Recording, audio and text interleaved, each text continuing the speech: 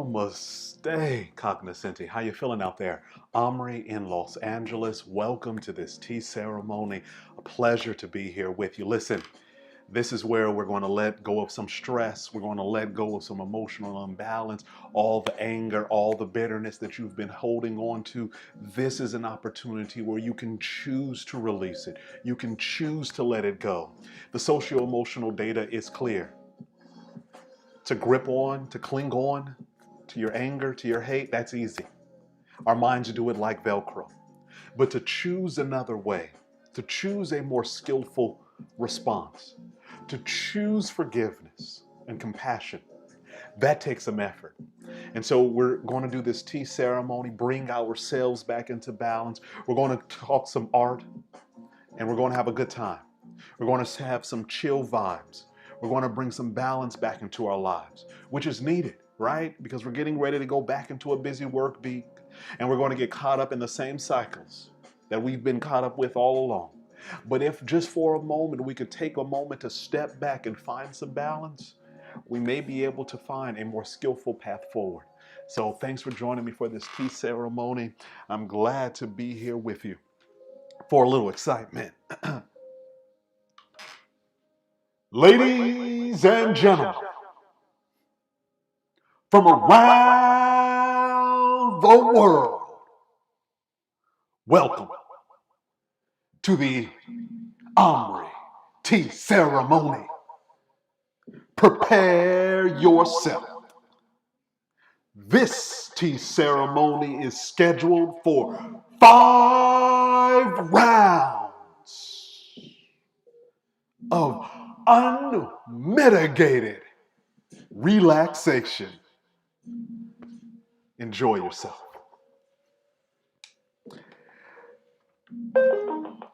All right. So we got the introduction done. We got that all out the way. You know how we do it. We're going to get the atmosphere right. So I'm going to light some sage. You don't have to do it. If sage isn't your thing, you don't have to make it your thing, right? This is all about what brings balance to your life. And so if you have a plant, grab a plant. If you like flowers, grab some flowers. right? This is just here to cleanse this space, right? To focus this environment.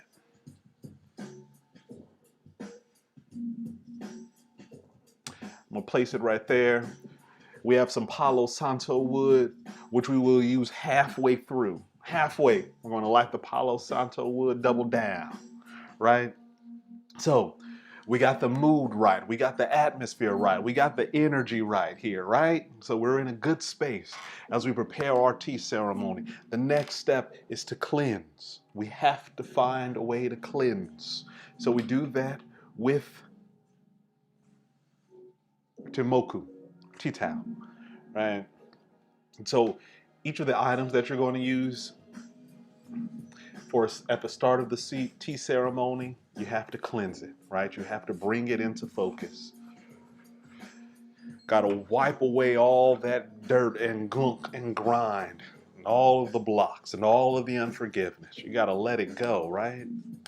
And so we cleanse that and we cleanse ourselves as we prepare for what's getting ready to go down. Because today's tea ceremony, it's going to be good. Right.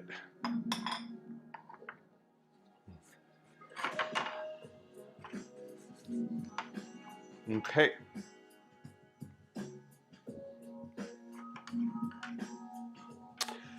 So we're still using this oolong tea, this tea and guyan oolong high mountain tea. I'll pour it out this way so you can see.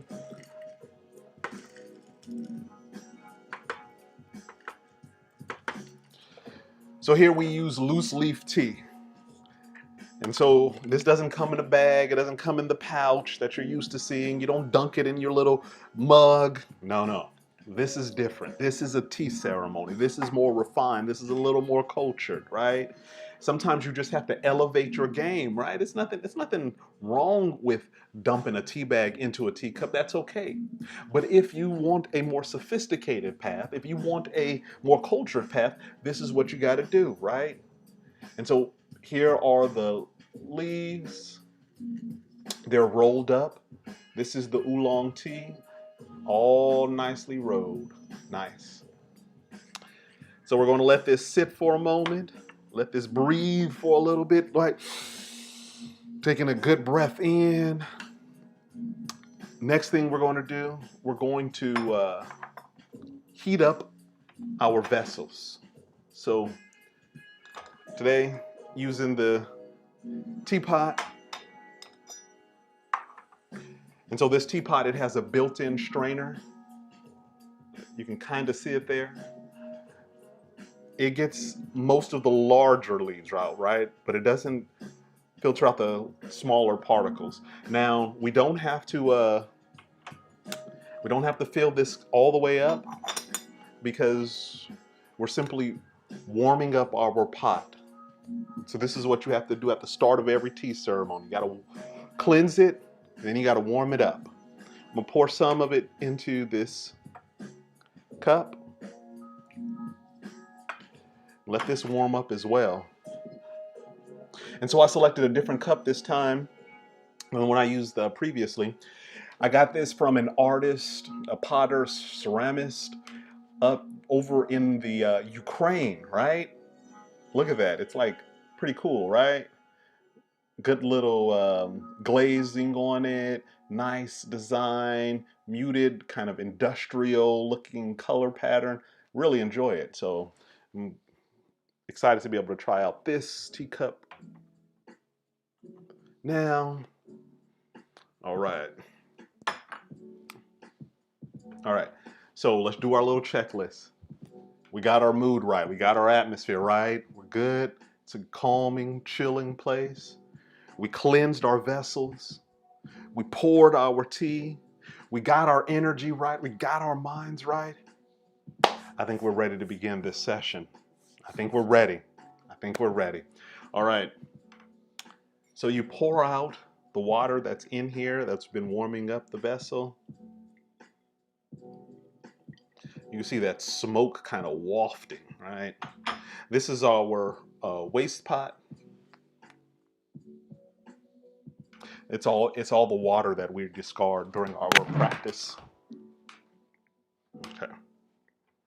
This I'm pour out too. Okay. Now we're going to take our leaves. Can you see that? Pour it into the teapot. Nice. Got them all in there. Solid.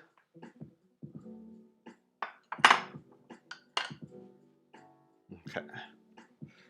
So got our tea in the pot. Water. Meet leaves, right? It's often described drinking tea as a love affair. Now this first rinse is just a rinse, right? We're rinsing off the dirt off all the leaves. We're rinsing off all the gunk. We're rinsing off all the grime. And so we don't have to drink this. We don't have to fill it up. So this first one is just here to open up the leaves and to rinse them off. We're going to give it a slight twirl.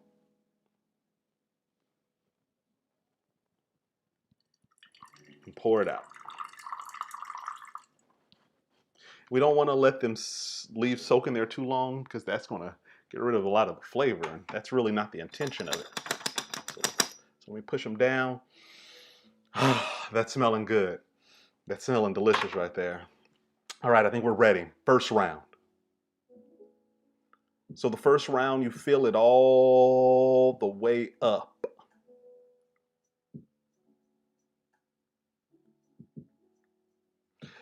This is the first round that we're drink, but we technically call it the second round. But it's all right. No biggie, no big deal. All right. So we're going to let that brew. While that is brewing, we're going to get into our artists that we're going to be discussing today. All right. So, Payne.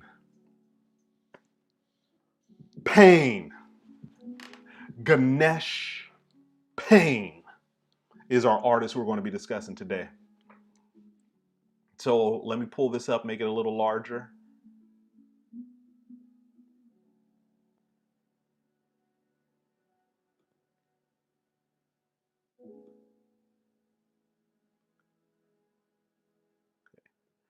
So I want you to take a moment to see what you notice, right?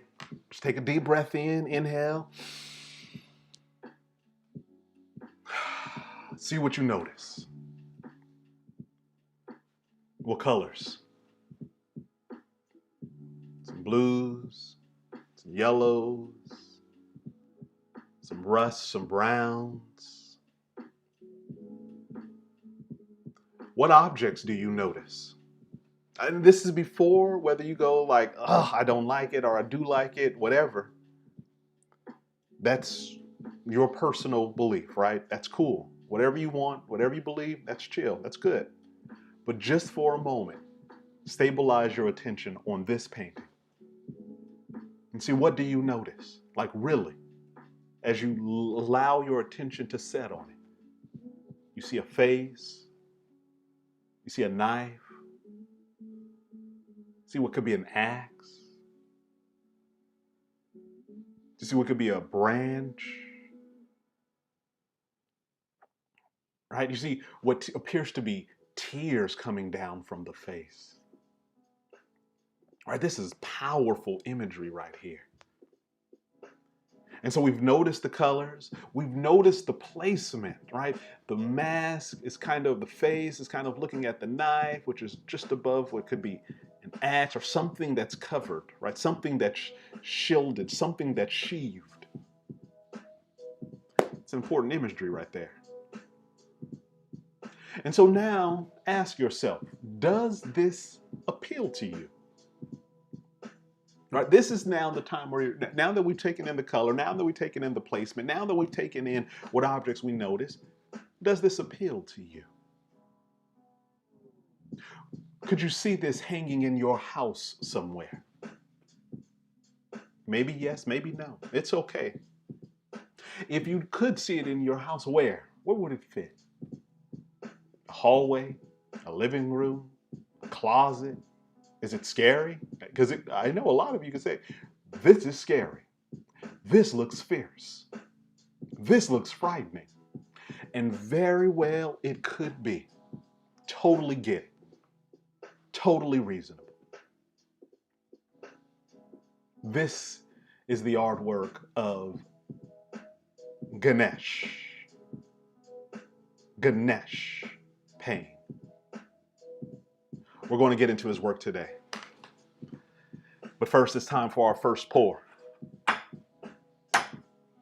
Get our strainer into the pitcher. You guys are going to have to remind me now because I'm going to constantly forget to put the strainer in the pitcher. So don't let me forget it. All right. Can you see that? Got the tea pouring in. Look at that nice and robust color. Beautiful flavor. Here we go. Check it out. First pour, solid pour, nice color, clarity, clout, solid. Okay. So I'm gonna pour out a little bit. First pour. What should we dedicate the first pour to?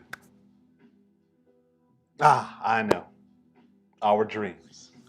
And I usually dedicate the first pour to someone's dreams, to our dreams, towards where we're heading at in life, towards where we're moving at in life.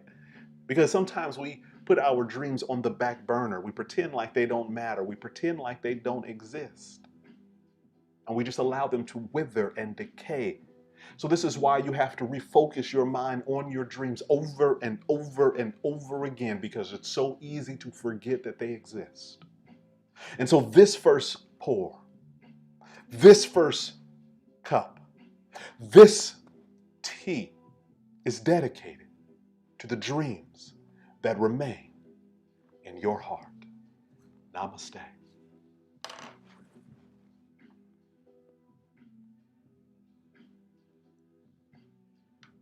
And you're definitely going to have to work on the soul dance, right? Because throughout the night, we're just going to vibe with our soul dance as we drink our tea, as we watch our art. It's going to be a good atmosphere. It's going to be a good vibe, right? It's just going to be chill as we ease into the night. Okay. Oh, yeah, I forgot to tell you, proper grip. If you're doing this at home, this is the Vancouver grip, right? And I learned this when I was at a tea room high over Vancouver. I forget what hotel it was. I was there with a friend, Vancouver, 2015, somewhere around there. Went to have tea at the top of this hotel. Beautiful, spectacular, stunning view of the city. Across the room, and noticed a gentleman. Everybody else was gripping their teacup by the handle. This dude, looking so smooth, leaned back in his chair, had his tea, thumb on the base, index on the rim, looking smooth, right? And so this is the Vancouver grip, and this is how we, this is the Canada style. This is how we hold it, right? We find influences all over the world to help accentuate our tea ceremony. So, this cup dedicated to your dreams. Namaste.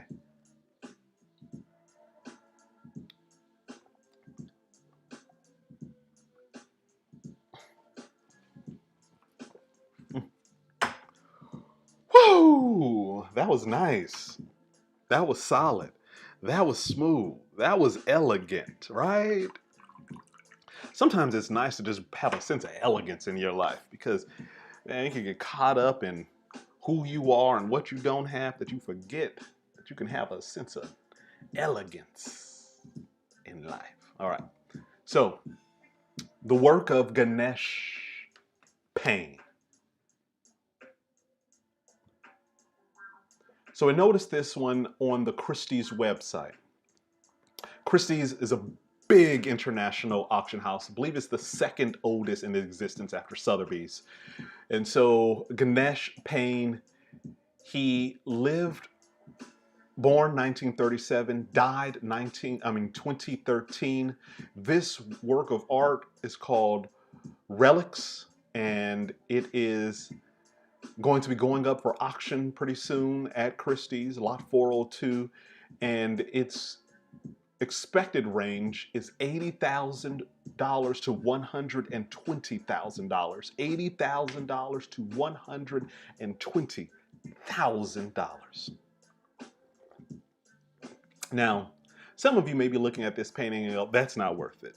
It can't possibly be. And some of you may be going, really? That's intriguing. That's nice. So here's the thing about art. Some people collect art for investment. They think that a work of an artist is going to be more prolific, that it's going to increase in value. Some people buy it because of the simple pleasure, because it emotes. There is some pathos here. Whether you like it or not, this painting is an expression of the human condition. It is an embodiment of pain, right? His last name is Payne, but this expresses some pain. You can see it in this artwork. You can just feel it in this art. It's visceral.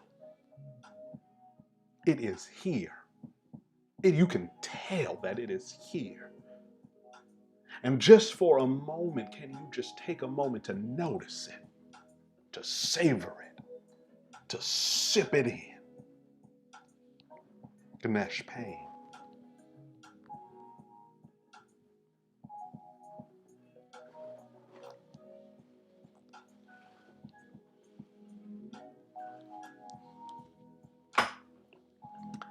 So this next round, you're going to notice the color is going to be a little lighter on the tea. It's going to be a little bit lighter. This is robust right here. We let this steep. And partially it's a reflection of Payne's work, right? It's robust, it's deep. And so let's learn a little bit more about Ganesh Pyne. So this work is called Relics by Ganesh Pyne, signed and dated in Bengali. Oh, so okay, so Ganesh Pyne, Bengali. Ganesh sounds Indian name. Tempera on canvas, 14 inches by 18, painted 1982. 1982, so it's pretty contemporary, right? It's a relatively new piece in contemporary art terms, right? And so this is an interesting thing, right? It's kind of a newer era, painted 1980. He died in 2013, so it's towards the end of his life, right? So this is after the time he had to kind of savor in, right? Really experience life in all of its fullness. This is his work. This is what he's presenting, right? As he's coming into the twilight of it, right? As he's entering into the final acts, he paints this work.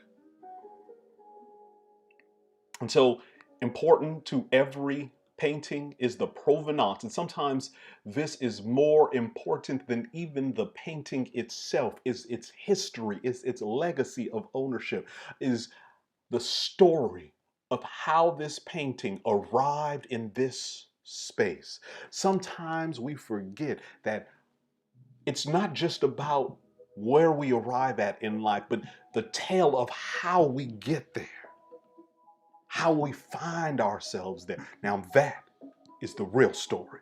That is the real legacy. That is where the real value can be found.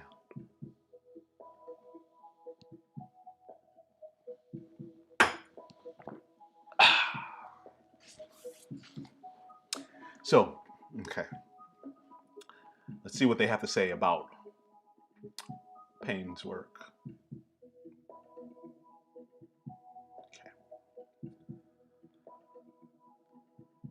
Okay. So here it goes. We begin exploring the life of Ganesh Pyne. This written in February 2020. Okay, so relatively recent. So his work is starting to have some resonance, some popularity. Okay, it starts. He rises as he rises the ghost of the past, a guide to Ganesh Pyne. A quiet life, a dark, oh, sorry, the quiet life and dark mysticism of one of India's foremost modernists, featuring works offered at Christie's. Ganesh Pyne, 1937 to 2013, was once described by the journalist and filmmaker Patrice Nandy as a man who radiated mysterious quality. He was an intensely private artist who rarely gave interviews, which meant clues to his personality were often sought for in his paintings, charged with the supernatural. He raises the ghost of the past, said actor Braun Chandra in the documentary The Painter of Eloquent Silence. In fact, Payne was very good company, simply dedicated to his art and prepared to make sacrifices for it. For many years, he lived the life of an ascetic in the ancestral family home in North Kolkata. And it was not until the late 1970s when the celebrated artist Makbul Fida Hussain, 1915 to 2011, named him the best painter in India, that he came to nationwide recognition for his dark surrealism. So, from this we know that Ganesh is a surrealist painter. He has been called the dark surrealist. He has been said to be, what did Chandra say that he was? He said, no, Makbul said he named him the best painter in India. And Chandra says, oh, there he goes. Chandra says he raises the ghost of the past.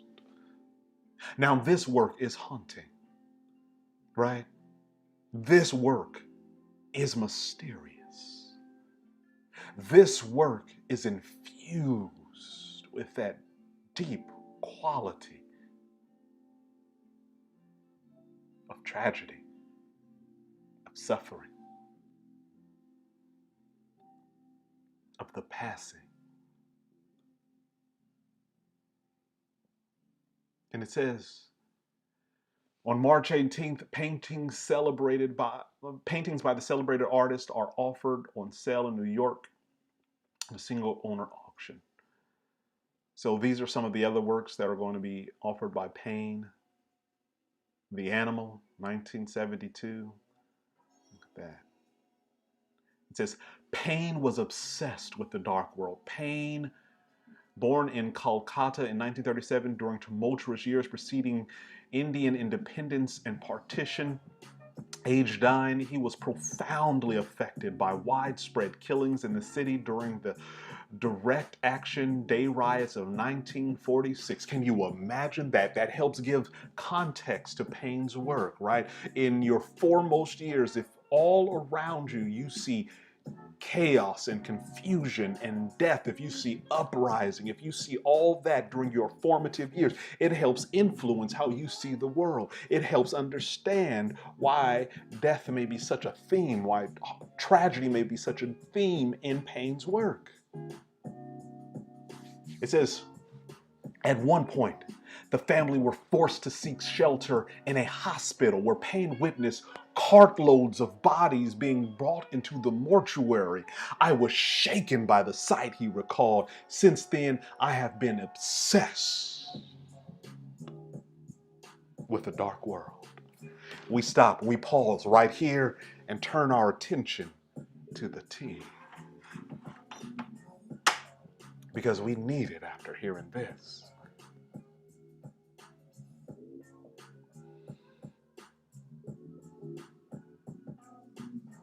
What is this? Round two, round two, round three, round two. We let it sit. As we let it sit, echo next song. We're going to push into the next song.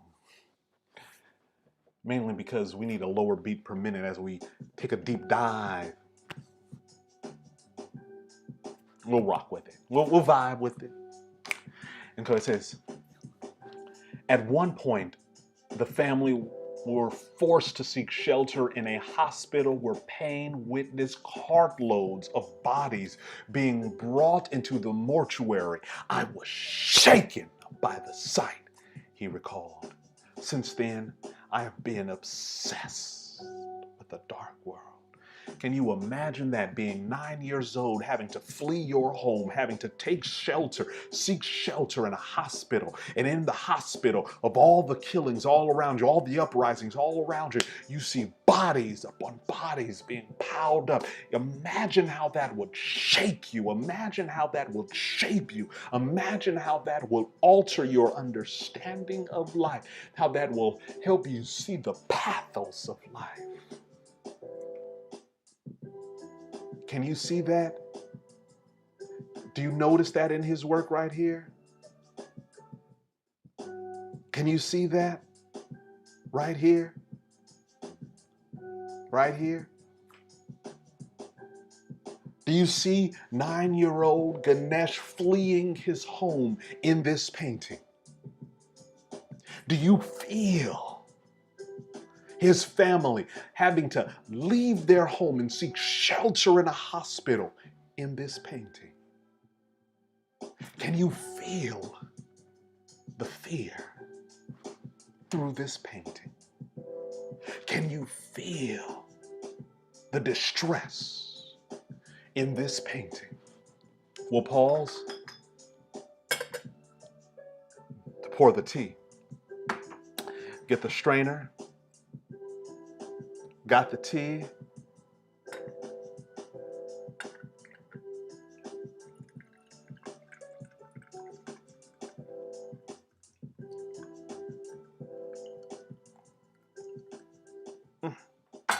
Nice amber color, great clarity, tremendous clout. Here we go. Round three.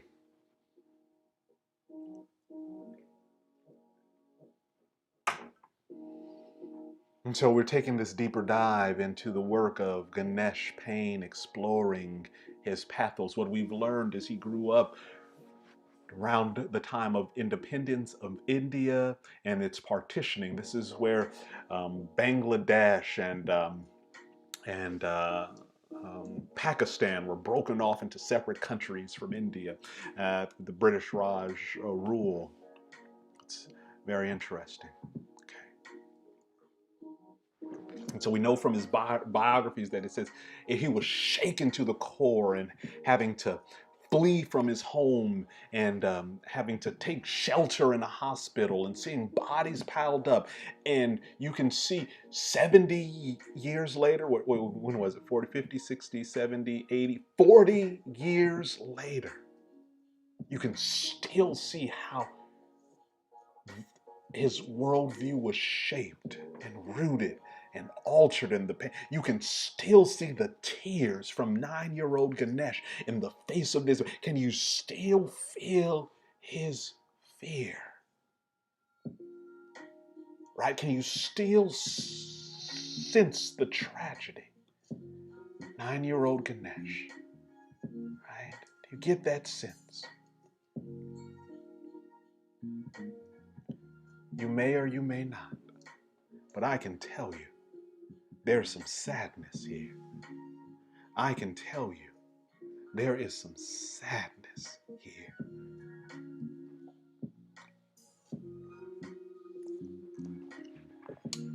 Let's continue with the exploration of his work. Ganesh Pyne. And so I found a book called The Art of Modern India, 1947 to 1980. It reads this about Ganesh. Ganesh Pyne draws on narratives of Chaitanya, Chaitanya, and on iconic biblical moments to present an image of alienation, death, despair, plugging into a Bengali nationalist idiom, and making the location of so-called Western elements firmly within the subcontinent. The photography and drawings of Nasreen Mohimmadi, who we talked about the other day. Just the other day, we talked about the work of Nasreen Mohimmadi. It's nice to see the parallels and the intersections. It says, stage the modern in their abstraction, seemingly intersecting an internationalism. They also, however, articulate a relation to India's nation building, to its historical spaces, and to its investment in knowledge disciplines such as mathematics and geometry. And what I want to take away from this one part is the biblical moments, the iconic biblical moments, right? The narrative, it says that Ganesh Pyne draws narratives from the iconic biblical moments to present an image of alienation, death, and despair, right? Take a look at his work. It's so vivid. Alienation, check. Death, check. Despair, check, right? You can see the despair with the tears. It's almost like a resignation. It's almost like I just can't bear it anymore, right? Just can't bear it anymore. The knife, the sword, it is on the ground. There's nothing left to fight. You've given it all up, right? That's what is almost conveyed through this work. The despair, the eyes are closed, right? It's like you are turning your attention within because the world all around you is in flux and has been shaken to the core. As he said, as a 9-year-old, I've been shaken to my core. Shaken.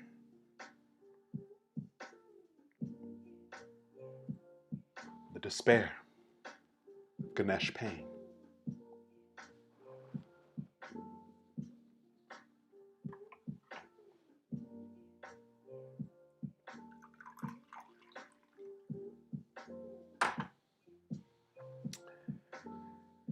And so, we continue.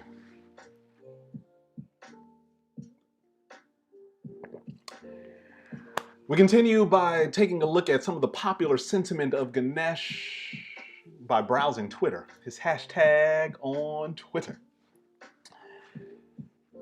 And so, about my artwork in the Telegraph. Here we go. Here's a quote. Ganesh Pyne's work will always be a mirror to his own experience of pain, solitude, delineation, and horror. Know more about the elusive modernist master in our blog. Let me tell you, that right there, his own experience of pain, solitude, and delineation and horror. Pain, solitude, delineation, and horror. Check, check, check, check, check. All check. Everybody seems to get it. Everybody seems to get it. That what Ganesh's work conveys.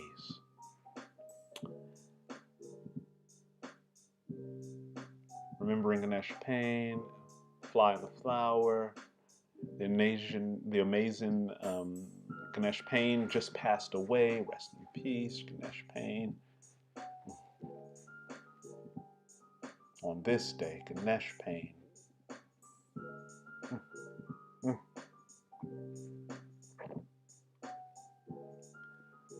Oh, here we go. A poet of melancholia who explored elements of the subconscious, the mercenary, the demons, and the angels were aspects of the self split from his waking reality. Whew, this is heavy. We need some more tea. So we're going to dedicate this for anybody who's going through a difficult moment in your life. May you have the strength to overcome. Namaste.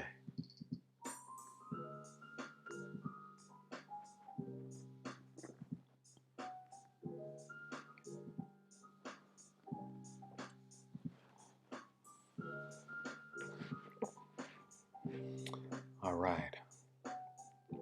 Okay.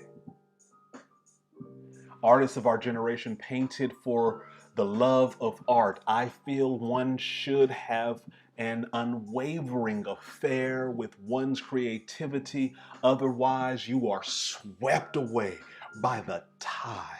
Isn't that a reality of life?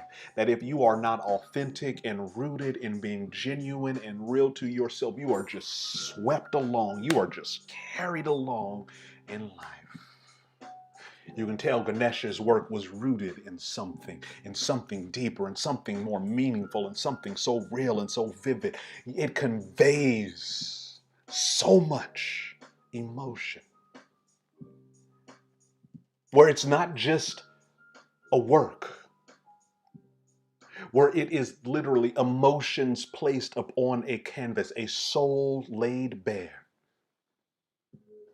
The horror, the pain, the pathos, it's all there. It's time for the next round.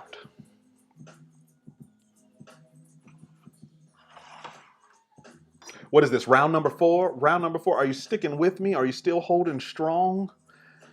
I know this is getting heavy. This is getting deep. This is getting into something, right? Some feelings are being brought up. Some emotions are being brought up. Something is welling within you. At least it is within me. But I know I can be a bit extra sometimes. I know somebody said, what? Somebody told me, listen, I think you're running late to your drumming circle. Somebody else told me, you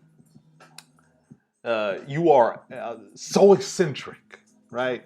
Right? And I'm like, can you be eccentric in the hood? I guess you can be. Anyway, the tea is brewing. We are still present. Let's take a moment to breathe in. Inhale. Release. We're going to get the mood back right. This time we're going to light the Palo Santo wood.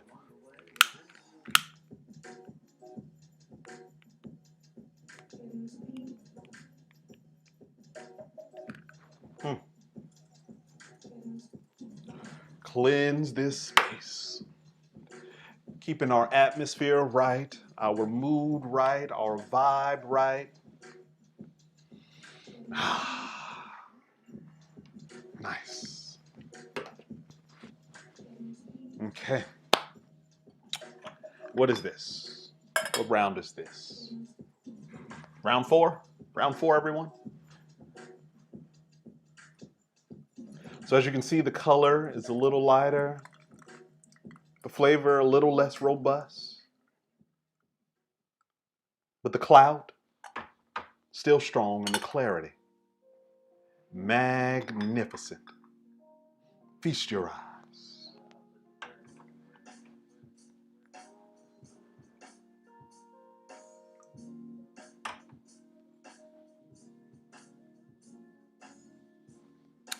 All right.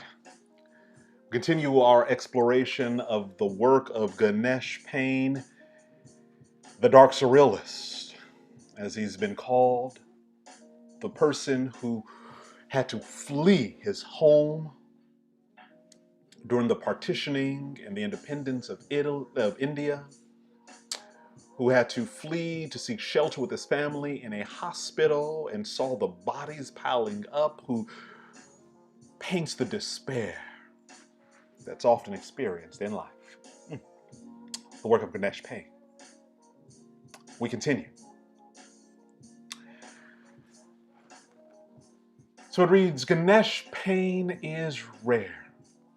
Regardless, he is scarce, and certainly his tempera on canvas is rare. That's his style of painting. We can glean from this information present in two books. Elidada's book, which tries to document all of his work since the 1950s, lists less than 80 tempera on canvas works till 1999 in the book Ganesh Pyne Mahabharata, which has works from 2009 and 2010. Another 8 are documented, which are all done in 2009. I don't think the auction valuations are driven by collectors. Look at this, The Assassin. Whoa, look at that. That's menacing. That's haunting. Some of his later work. This is all of his later works. The Whisper. Right? This one looks like it will become an iconic image. The Assassin. Mark my words. Listen. Let me drink this tea. This cup is dedicated to. We're going to dedicate this one to strong work ethic, right? You got to have a strong work ethic in life. So everybody who's endeavoring with a strong work ethic, this one's for you.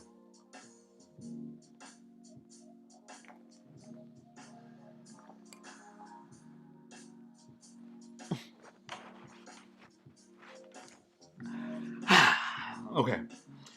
So I have a sense, right? I have an eye. I know. I just know, right? I know art. It is a gift of mine. It resonates within me. It speaks to me in a way. And I can tell you just by seeing this painting right here for the first time, The Assassin, this will become an iconic work of art. This may even become the seminal image that reflects the work of Ganesh Pyne. That when we come to think of Ganesh Pyne, which I can tell you, he will become a prominent seminal figure. His artwork will one day go for millions.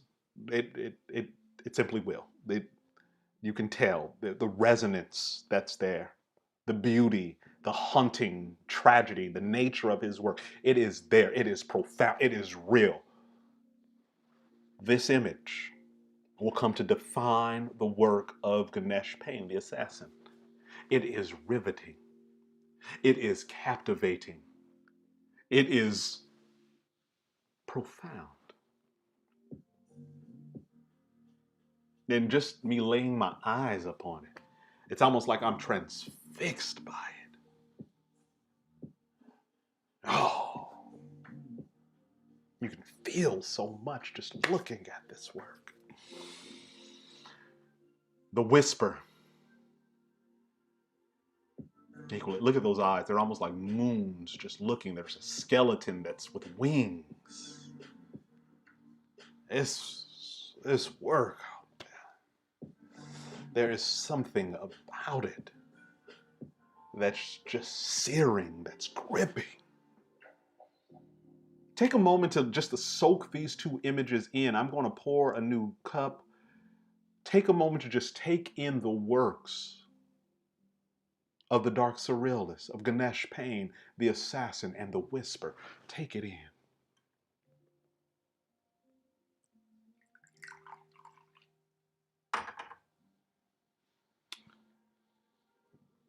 So what is your eye drawn to?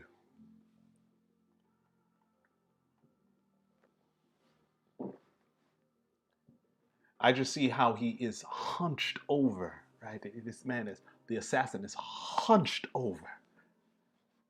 That is gripping. The whisper. My eyes just keep going to the faint wings on the skeleton. The juxtaposition of a skeleton with wings.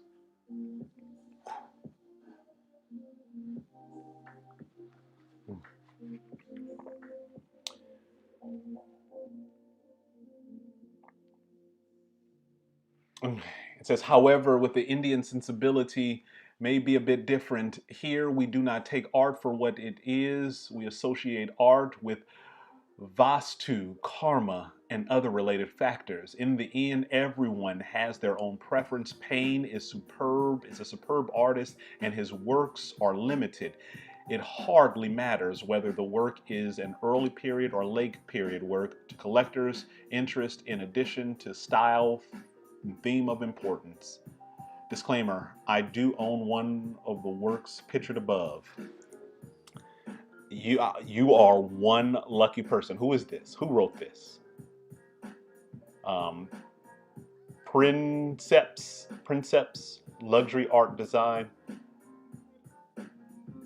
The contradiction did I read this part? I don't think I read this part. The contradiction in Ganesh Pyne's Ouvre refers to the change in style and theme which occurred around the time of his marriage to Mira in the 1990s. Oh, so he got married in the 1990s. That's pretty late in life. The discussion around early Payne versus late Payne also distills down to the same issue. Ganesh Pyne was obsessed with death, and in fact, some of his highest realizations include. I see. Look at that swan. Wow, these are powerful, powerful works. But I am so riveted. You know, I can kind of see the difference. So if this is his early work here, right, you can kind of see the development of his craft from his early periods, right? Look at that. Look at that. There is definitely a very different feel from his early work towards his late work. I mean, his early work, perhaps it does have this sense of, and it kind of fear, kind of scariness, but these late works, this whisper, this is just haunting. I mean, this is just gripping, all right? This craft right here, these two paintings, profound. And in conjunction with this one of, what was this one called? The Relics. They are just significant works. Amazing works. Okay, so it wouldn't be complete if we didn't go with his Wikipedia. See what people are editing about him, saying about him. Okay, so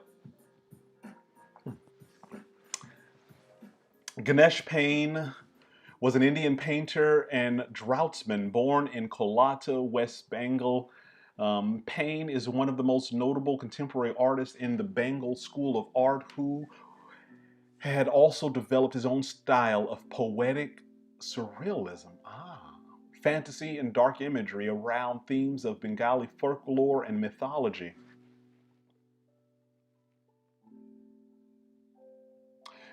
Born and brought up in Calcutta, living in the crumbling family mansion. Oh, interesting. So a mansion, that implies, a level of wealth, a level of affluence, but it is juxtaposed with crumbling, which means that maybe a lost fortune, a family that was once well regarded and noble and affluent, maybe now not so much. North Calcutta. Payne grew up listening to his grandmother's folk tales and reading fantastic stories from children. But isn't that some of your favorite memories? I know they were of mine, of just sitting around with my grandmother when I was young and just hearing her tell these stories, right? Sometimes I didn't want to hear them, but sometimes they were just amazing to hear how she lived and how she grew up. And you could just imagine Payne sitting at his grandmother's feet, hearing their stories of how things were, of the old ways, of the customs, of how things were once. Also, during his childhood, he flipped through Mach, a Bengali children's magazine to which his family subscribed. He came across a painting drawing by Tagore. Ah, the founder of the Bengal School of Art movement. Interesting. So he was influenced by Tagore. Tagore is a phenomenal writer and poet and artist. Okay, it says his career. Payne commenced his artistic career in the early 1960s as a book illustrator, sketching for animations such as Mandar Molk's studio in Calcutta. During this period, not having enough money to buy colors, he made small drawings in pen and ink. Can you imagine that, having one of those early painting work from the early artists, right? These drawings, that must be incredible. Let me see. And joined the Society of Contemporary Artists, which had local artists, Bikash Shamal, Ray Diamanara, Das Gupta, and Ganesh Pyne. His early work was deeply influenced by the Bengal school and especially by Tagore and watercolor. His first paintings, Winter Mornings, portrayed him going to school along with his brothers. Interesting. In the 1970s, were painters imported. Okay, it goes on to talk about his history. Okay, let's see. Artistic approach, let's jump there. Payne started as a watercolorist. That's a good point. Watercolor. In Bengal mode, and gradually shifted to gouache and finally to tempera for his subsequent abstract and surrealist work, period, in black and blue shades. Black and blue shades. We can definitely see that in Ganesh's work. You can see the black highlighted in the background, even above.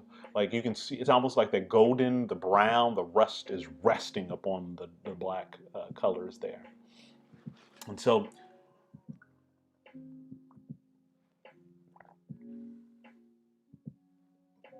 it says he was also a painter of darkness. For using dark colors like black and blue, and motifs suggest death and pain and solitude, and remain consistent themes in his work. He explored elements of the subconscious, the mercenary, the demons, and the angels, or aspects of the self-split from waking reality. His meticulous narrative quality that is taken from the dark innards of his imaginations. Wow. What else can we say about the work of Ganesh Pyne? Prepare yourself for the final round.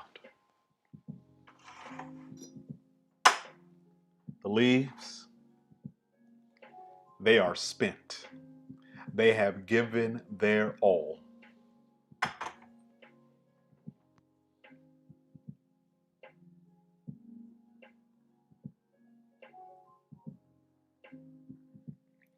And me, I'm still processing all that we've learned about the dark surrealist, about the man who painted despair, who depicted the deep innards of life.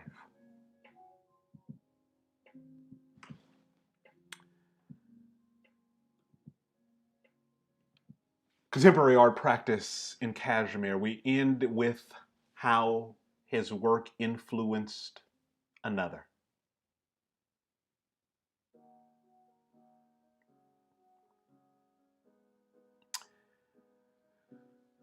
Shafi Chaman.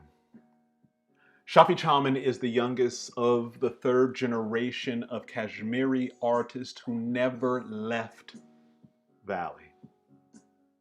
At first glance, Chaman's paintings recall Ganesh Pyne's delicate, silhouetted forms, the mild, careful tonalities in handling the shifts of light and dark, well-defined, sharp, thin strokes to delineate foliage. The incongruous movement of color and lines once together recede into a kind of fairy dream world. Does that not describe Ganesh and his work so well? The final pour.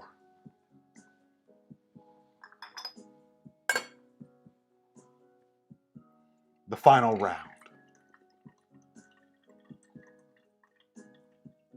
We really experienced a treat tonight.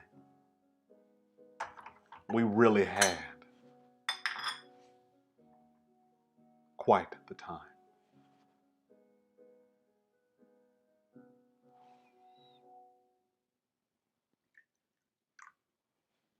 We dedicate this first cup of the final round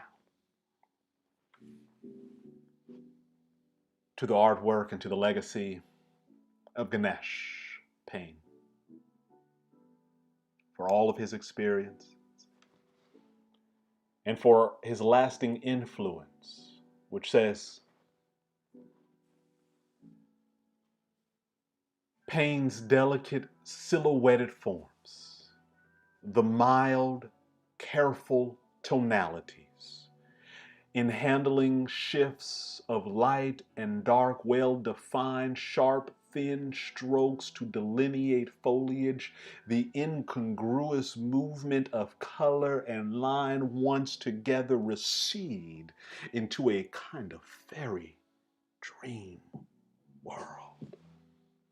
Even with all the pain of Ganesh work, it still almost seems as if it's a fairy tale. It's a myth. They're still not quite real. And perhaps that is what makes it even more haunting. Perhaps that's the quality that makes it even more vivid.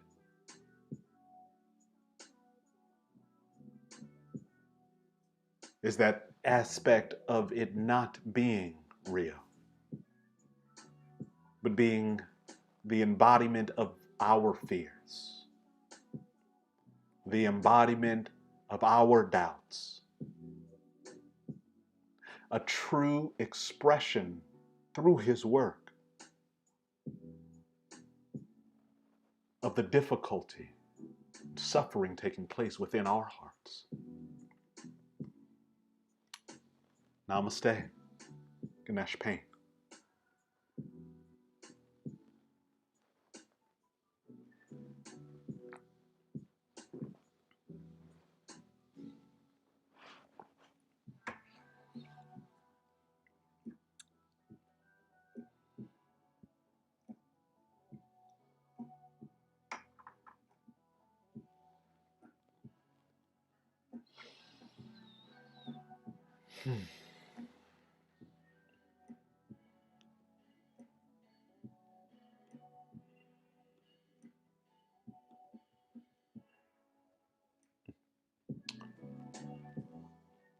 So,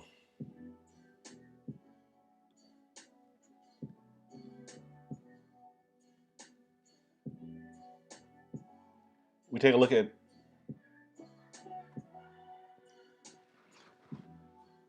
Ganesh's legacy told through the eyes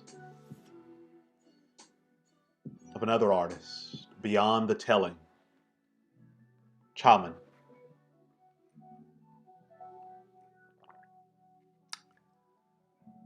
You can see the through lines. You can see the parallels.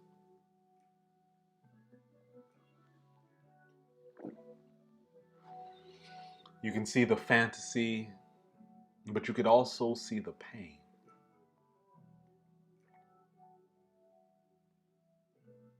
Sometimes we have to bear witness to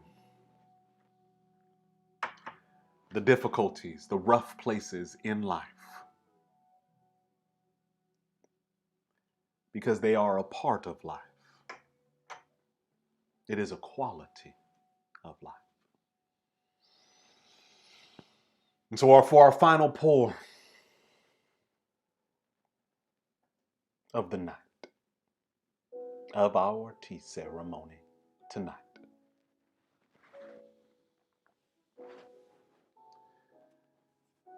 we remember the life, we remember the legacy, we remember the work of Ganesh Pyne. And wherever you are in the world today, with whatever you are holding on to, perhaps this is the space where you can release it, where you can let go of it. Payne found a way to express his pain, to find safety and refuge from his deep, dark, surrealist nightmares. Perhaps with this cup, with this pour, you can find release as well. Namaste.